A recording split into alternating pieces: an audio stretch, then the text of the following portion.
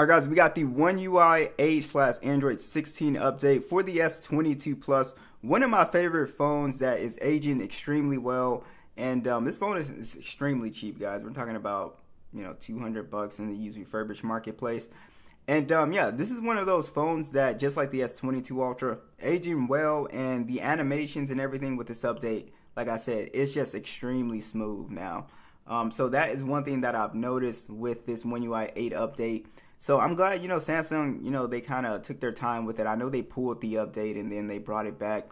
But so far with the S22 Ultra and this phone, I'm not having any issues at all with performance or really noticing any difference with the battery life. And like I said, this is not like a huge update like people, might think it is. It's more so like it's really like a 7.5 update in my opinion. But yeah, so let's go ahead and talk about the software. So Android 8, it will most likely get One UI 8.5, which will be a nice update. We'll get some new features there, and then it'll currently go into security patch stages, so that means no Android 17. Now, some of the new features we have with this update would be the improved multitasking, which is probably one of my favorite things here. So if I just put this right here, let's bring the phone up, and I just drag it. Now we get a more full screen look, and we can kind of bounce between these two. So it works really well. Like I said, the animations are very smooth here. We also have our new clock on here as well. So if we go ahead and pull this up, it'll go ahead and shift with your wallpaper. I don't have necessarily the right wallpaper here, but it'll go ahead and shift like that and kind of move a little bit. So it's a pretty nice little addition. And then when you wake it up, it'll kind of slide through. So it just kind of slides over, which is something that I really like. And also with the camera, which is something that I really like with these bigger phones, is that if we go to settings now and we go to swipe preview, we can open our quick settings. So if we swipe up, we can open our quick settings right here. Same for video. Come in and change our settings. It just makes one-handed use a lot easier. Also, we have a new updated weather app, so you can see the visuals are a lot better, looks a lot nicer. And we also do have updated menu right here, as you guys can see, looks a lot cleaner. And if we go ahead and click on share, we have our new kind of updated quick share menu here, which looks a lot nicer and a lot easier. And like I said, the animations, guys, are buttery smooth on the S22 Plus. Like I said, I'm extremely impressed with this phone and the S22 Ultra, because they've really nailed it, especially this part right here where it comes over to the Google Now page. This used to always have kind of like that little jitter, but they fixed that, and I'm telling you, it is buttery smooth. And also this circle to search animation is a lot smoother as well. So yeah, I'm just really impressed, more so with the animations and the features. Now, if we come to our settings, Galaxy AI, nothing is really new with the Galaxy AI. So what you see now is what you're gonna have for, the rest of the phone's lifespan. And if we go to our wallpapers, wallpaper and styles, change wallpaper, we now have suggested images, guys. So we click on that. Click on suggested images. It'll actually just crop out, photos for you to make as your wallpapers. And then we also do have our dynamic wallpaper. So we can set this and it'll change itself with the, time and day. So it'll get darker and, stuff like that. That is pretty much it for the new features with the One UI 8 update. And I do want to just go through the S22 Plus here. It is, again, a $200 phone, basically, in the used refurbished marketplace. I think it still looks pretty nice, even with the, older design with the cutout. I still think it's aging very nicely. Has that matte finish on here, and it's also pretty comfortable to hold as well. And yeah, I think it doesn't look really old at all. It has IP68 dust and water resistant as well here, and it's not necessarily, that heavy of a phone at 195 grams. It doesn't really feel that heavy. Now, when you come to the display, I think this is one of my favorite things about these older Samsung displays. These displays are very colorful and they just really pop. So this is a 6.6-inch dynamic AMOLED display. It is also 120 hertz HDR10 plus, 1750 nits peak brightness. And I guess compared to newer panels, the newer panels are a little bit brighter, but I feel like I can still see this outdoors if I go outdoors. One thing that I'll say that you kind of notice when you start using these newer phones is that anti-reflection coating is really good. So if you've ever used it on the S24 and 25, I feel like that makes more of a difference when you're outdoors. But this is a very nice panel. It is a 1080p panel, and it is $393 for the PPI. So it still looks sharp. All the icons and everything still look really good. There's really nothing about this panel that I don't like.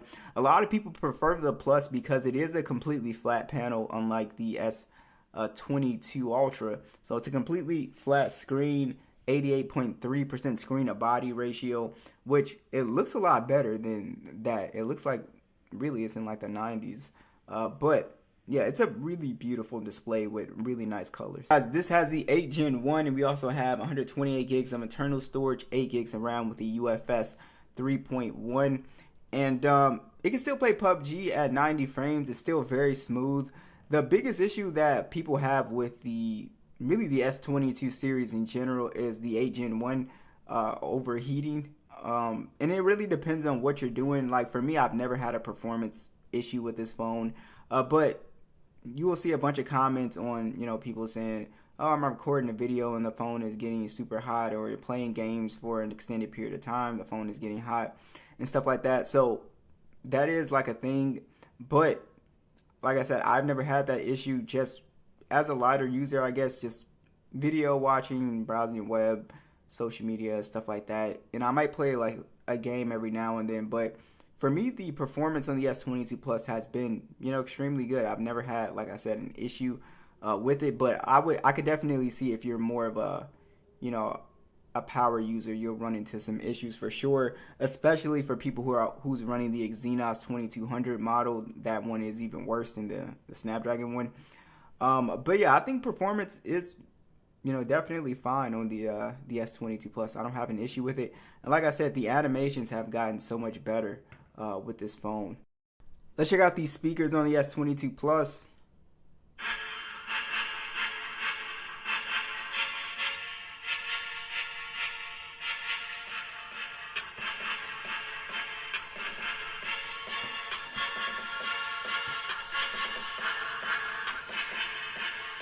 I think the speakers are pretty solid on the S22 Plus.